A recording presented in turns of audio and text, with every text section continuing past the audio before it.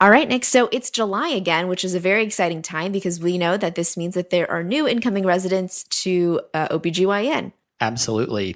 Brand new faces. Welcome to labor and delivery. Welcome to the oncology floor. Welcome to the clinic, wherever you are.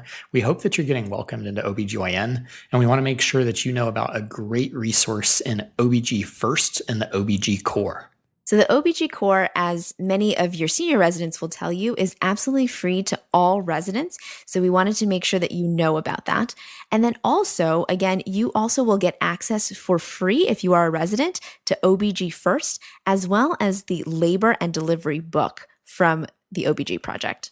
There are tons and tons of great resources through the OBG project. You can find them on their website at obgproject.com. But if you're interested in getting signed up for this premium product of theirs for absolutely free for all 4 years of residency, head over to our website, creegsovercoffee.com, check out the sidebar, and get signed up today.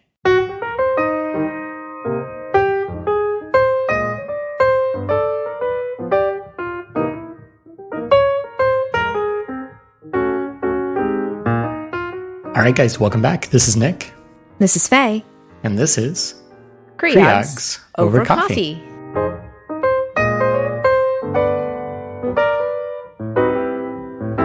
All right, so Fei, today we're going to jump back in time a little bit. We've talked a lot about different genetic things on the podcast before, but I feel like one of those super common Creog and board questions are sort of things about common aneuploidies, generally speaking. So we're going to jump on that today. What are we specifically going to learn about? Sure. So today we're going to define aneuploidy and understand the genetic mechanisms that contribute to it. We're going to review the prenatal presentations of common autosomal aneuploidies. So those are your T21, T18, and T13s. And then finally, we're going to review the prenatal presentation of one sex chromosome aneuploidy, which is monosomy X. Additional episodes that might be helpful for today for you guys to go back and check out. We did do some episodes that include soft markers for aneuploidy, as well as updates in prenatal genetic screening and prenatal genetic screening and testing. And we'll be putting the links for those in our episode description today. All right, so let's get right into it, Nick. Start us off. What exactly is an aneuploidy? Yeah, so Fei, like I mentioned before, we have talked about aneuploidy, quote unquote, multiple times in our other genetics episodes, like you detailed there. But aneuploidies really comprise some really classic Creogs and boards questions. So we felt today we wanted to really dedicate an episode to aneuploidy itself. Aneuploidy, just to define it, is the occurrence of one or more extra or missing chromosomes, which ultimately leads to an unbalanced complement. So again, you're missing one or you have an extra one, and either of those counts as aneuploidy.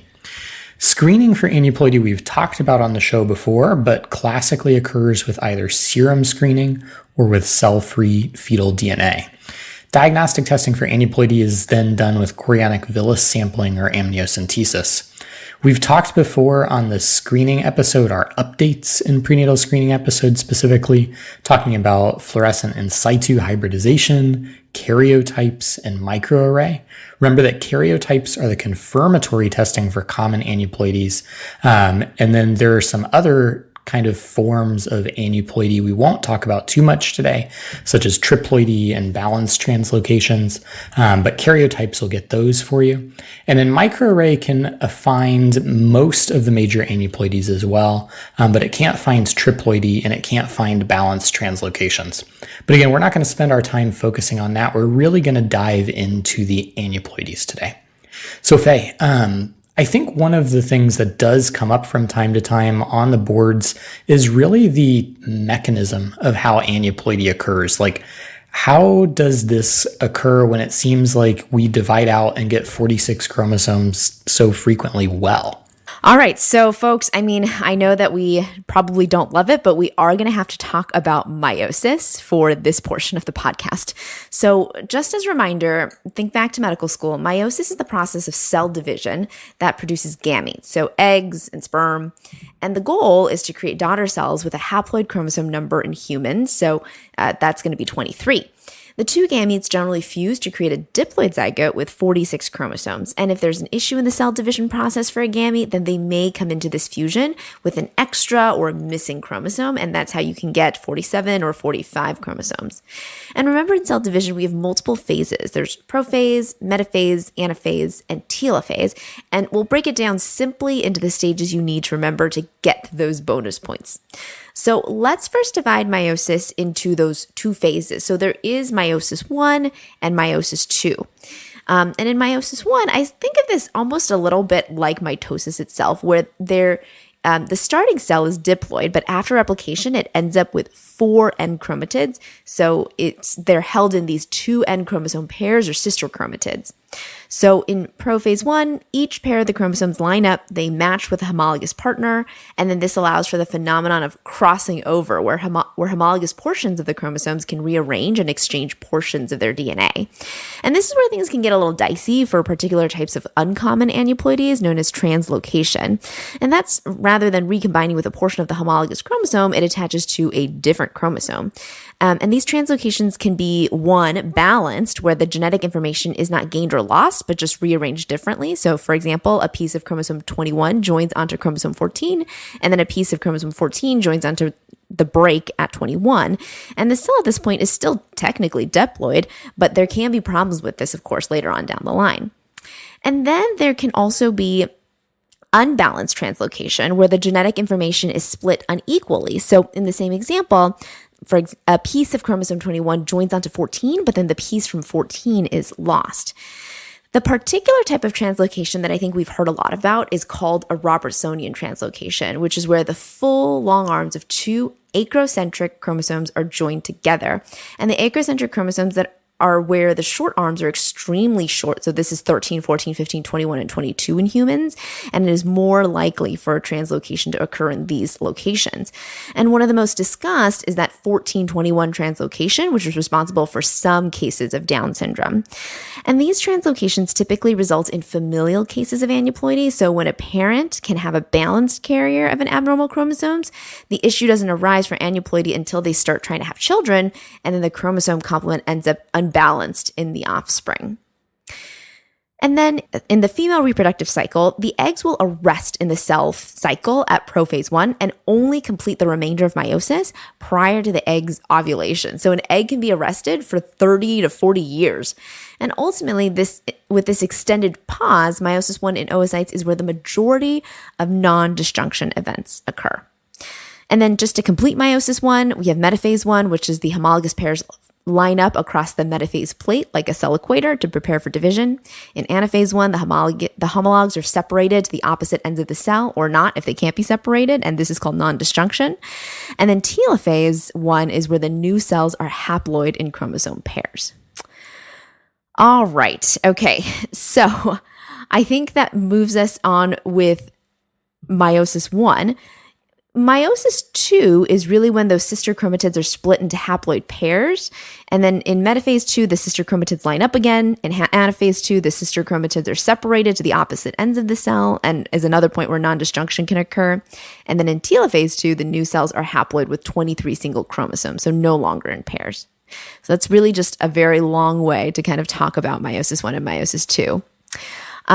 So now that we're done with that medical school review, Nick, let's finally get into some of the more interesting portions of our talk, which is, let's talk about trisomy 21, Down syndrome. Talk to me about what this is and how it's detected and what can happen.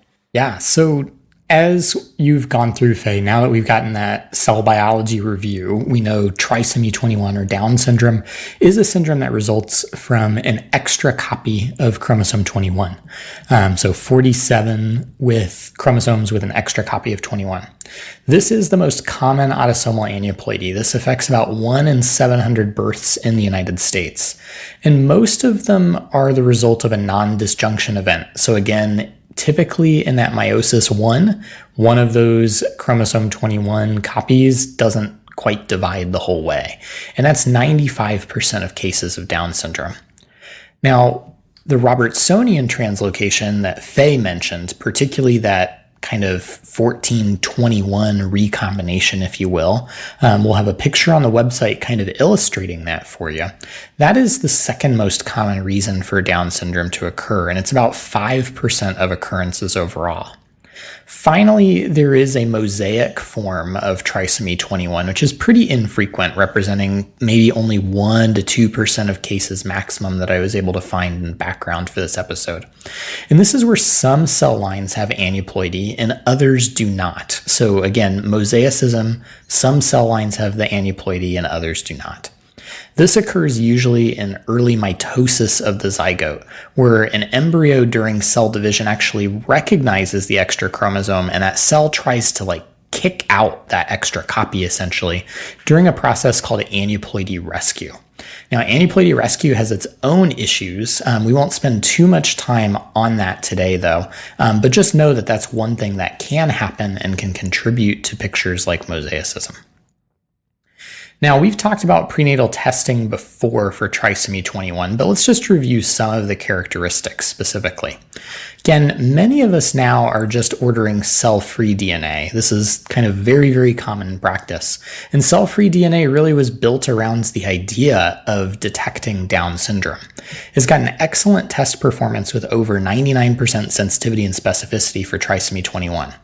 However, it's really important to know because of essentially the low prevalence of Down syndrome, again, 1 in 700 live births, false positives still occur pretty frequently on cell-free DNA, particularly in low prevalence populations. So just as an example, if you took a person aged 25 and they had a positive trisomy 21 screen on cell-free, the false positive risk is around 50%, so definitely not insignificant. This definitely gets better as patients approach that advanced maternal age or age 35, where the kind of incidence of Down syndrome in a pregnancy is much higher there. Now, if you're in an environment that doesn't cover cell-free DNA universally, you may still be using serum screening.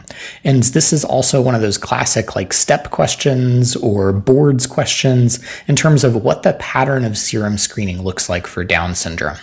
If we break it down to the 4 most common serum analytes that you'll see, you'll have low maternal serum alpha-fetoprotein or AFP and low estriol. So again, low MSAFP and low estriol, while you'll have high HCG and high inhibin A. So again, low AFP, low estriol, high HCG, high inhibin A. I don't know if I've got a really good mechanism to be able to remember that, honestly, but just wanted to commit to memory to get that extra point or two on Creogs or the boards. Now, the other thing that can come up are sort of concerns, say a patient who declined serum screening, declined cell-free DNA, they come in for their ultrasound and you find something there that might signal Down syndrome. What should you be looking for? In the first trimester, far and away, the most common signs are something like an increased nuchal translucency that affects about 64 to 70% of fetuses with Down syndrome, and then also absence or a hypoplastic nasal bone. And you'll find these first trimester ultrasounds with aneuploidy. This is a common theme to find these things. In the second trimester, there's a ton of different soft markers that have significance for trisomy 21. And again, we went over this in our previous podcast specifically on soft markers, but pyelectasis, echogenic bowel, echogenic cardiac foci, and short femurs are all considered soft markers for T21. The most significant soft marker, though, for trisomy 21 is the thickened nuchal fold. So it's kind of like a second trimester NT, if you will. And the likelihood ratio for a thickened nuchal fold is around 11 to 18, specifically for trisomy 21. Now, I think more commonly for the boards, there are these pathognomonic findings that come up with Down syndrome. And probably the most common one is something called the double bubble sign. This double bubble sign will be 2 echolucent or dark bubbles in the middle of the abdomen that you'll see right next to each other.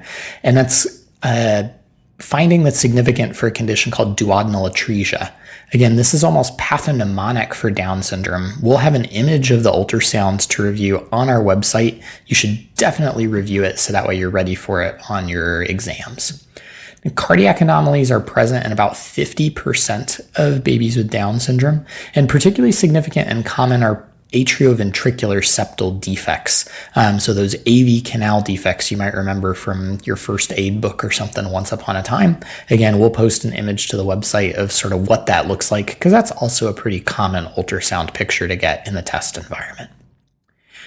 Okay, Fei, so that covers Down syndrome, and there's a lot to know there. But let's kind of move on to other common autosomal aneuploidies, maybe trisomy 18 next. Yeah, so trisomy 18 is also known as Edwards syndrome, and as the name suggests, trisomy 18, it results from an additional chromosome 18. It's pretty infrequent. It occurs in about 1 in 2 to 6,000 live births in the United States, and it occurs usually via non-disjunction. So over 95% of the cases are due to non-disjunction, as we talked about in that meiosis situation that we discussed before. Mosaicism also causes around 4 to 5% of cases, and then very rarely, but this has been reported, translocations can also lead to trisomy 18. In terms of prenatal testing, so cell-free DNA is rather good. It has a 96% sensitivity and over 99% specificity.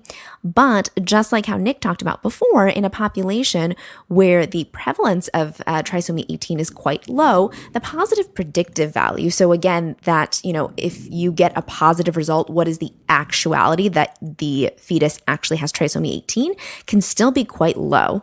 And so that positive predictive value is only 40% in a woman at age 35.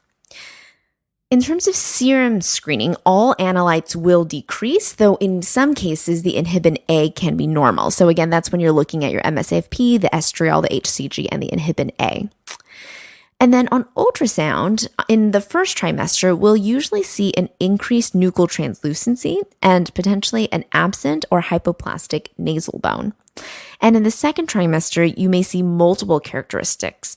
These include things like choroid plexus cysts, which are the most common soft marker, though they are non-specific. You can also see something called a strawberry skull, which we'll put an image on our website for, so you can look at that. So basically what that is a flattened occiput, so the back of the head, and then pointed frontal bones of the head. So it kind of looks a little bit like a strawberry. And then other things that you've probably heard about with trisomy 18 are things like you can see clenched hands with overlapping fingers. You can see the rocker bottom feet, cardiac anomalies, esophageal atresia, diaphragmatic hernias, and then also growth restriction. And the way that I think I've been taught to remember this is that, you're a rocker at age 18, so you have rocker bottom feet, and your fingers are kind of overlapped in that like rock sign. That's pretty good. All right. Yeah, so that's the way that I remember that is the hand signal and the rocker bottom feet. All right, so enough of that. Let's move on to trisomy 13. Talk to me a little bit about this, Nick. Yeah, so T13 is, as the name implies, a syndrome that results from an additional copy of chromosome 13.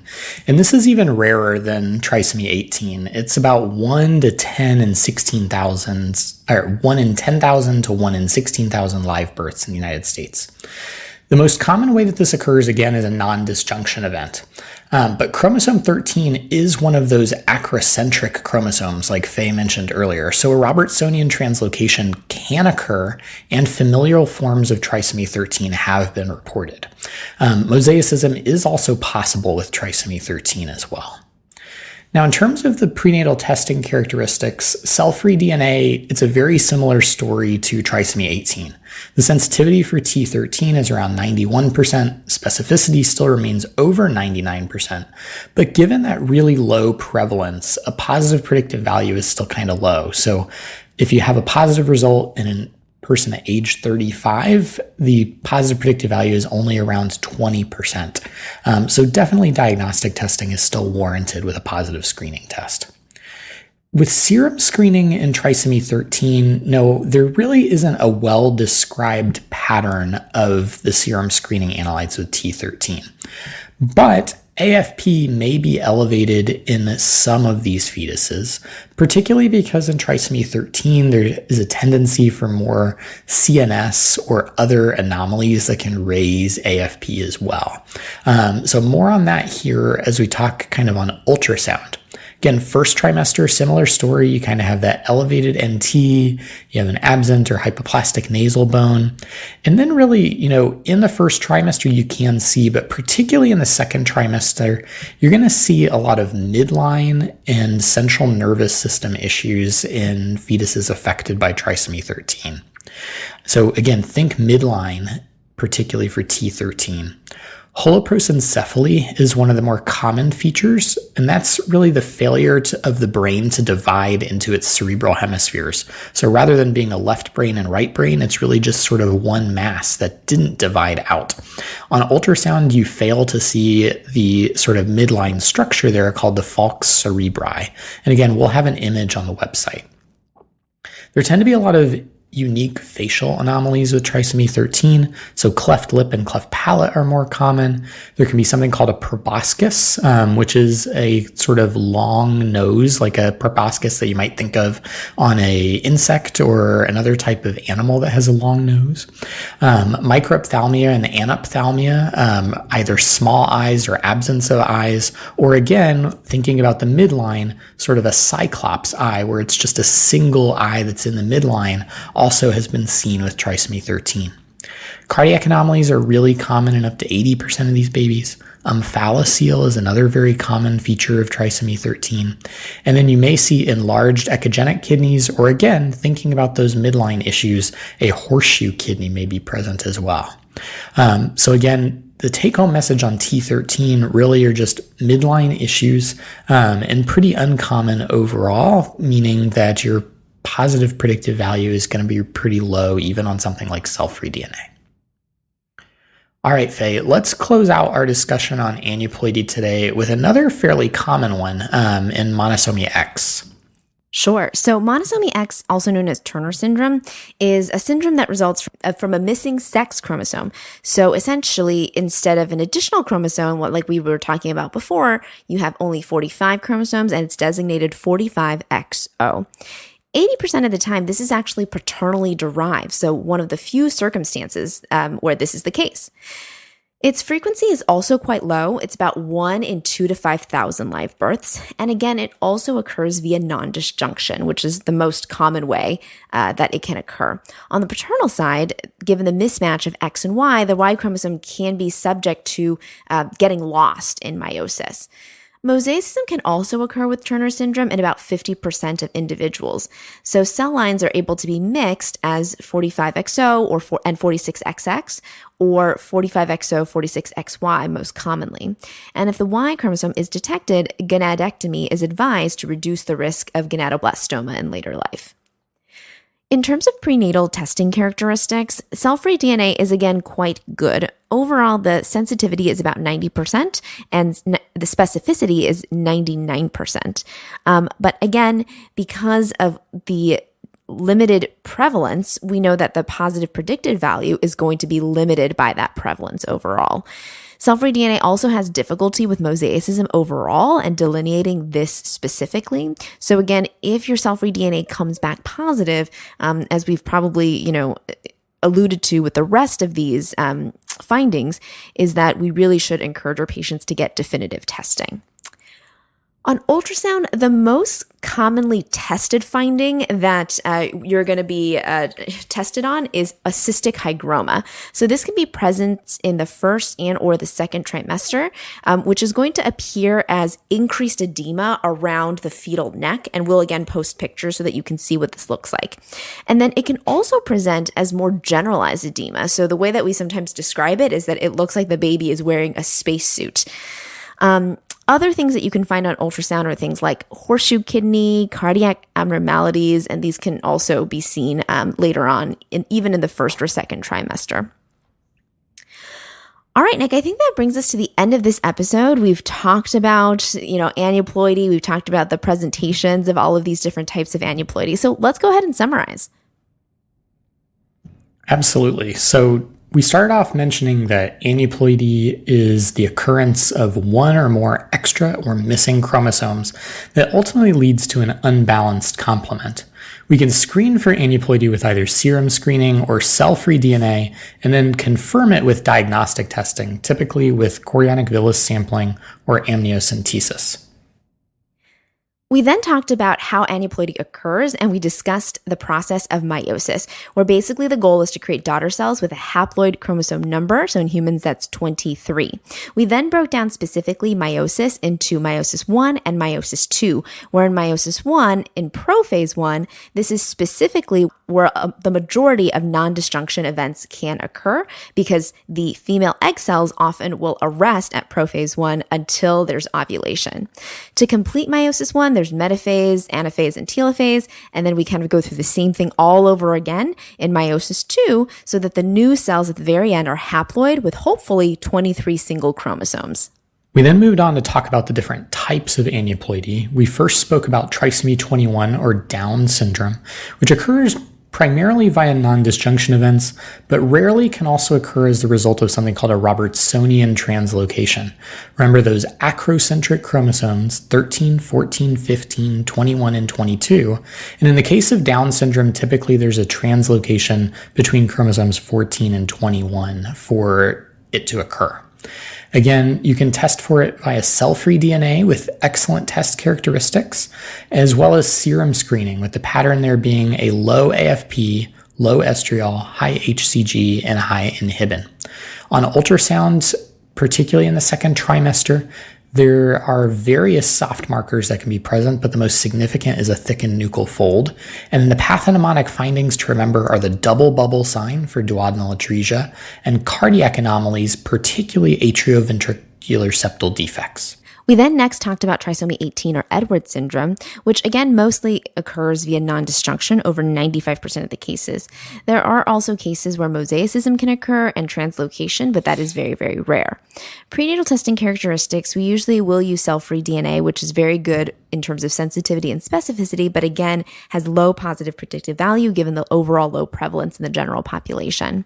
Serum screening will show all analytes as decreased, and then on ultrasound, usually we'll see an elevated nuchal translucency or an absent or hypoplastic nasal bone in the first trimester, and then multiple characteristic signs, including those choroid plexus cysts, strawberry skull, clenched hands with overlapping fingers, rocker bottom feet, cardiac anomalies, and esophageal atresia, diaphragmatic hernias, and growth restriction. Remember, you're rocking out at age 18, and so that's how you remember those rocker bottom feet and the clenched hands with the overlapping fingers. Finally, we talked about trisomy 13, or Patau syndrome. Again, this is mostly due to a non-disjunction event, but chromosome 13, also being one of those acrocentric chromosomes, is susceptible as well to the Robertsonian translocation phenomenon. In terms of prenatal testing, cell-free DNA shares a similar story to T18, where even though the sensitivity is over 90%, given the low prevalence, positive predictive values will still be low. There's no well-defined pattern for serum screening, but elevated AFP may be present, particularly if there are CNS or other anomalies that can raise AFP. Finally, on ultrasound, you want to remember midline defects, so holoprosencephaly, or the failure of the brain to divide into its two hemispheres, cleft lip and palate, proboscis, cyclops eye or microphthalmia and anophthalmia, cardiac anomalies, omphalocele, and enlarged echogenic kidneys or a horseshoe kidney.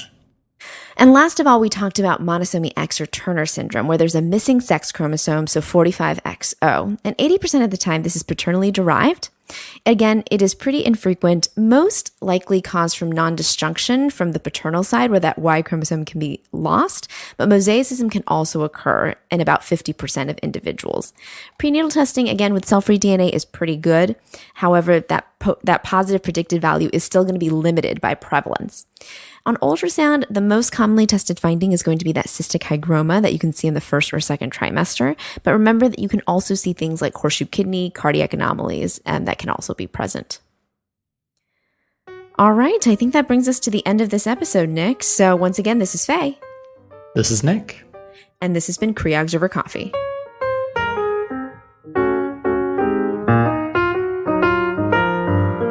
So guys, if you enjoyed the podcast, head over to iTunes, Spotify, Google Play, whatever your podcatcher is, give us a 5-star rating and review.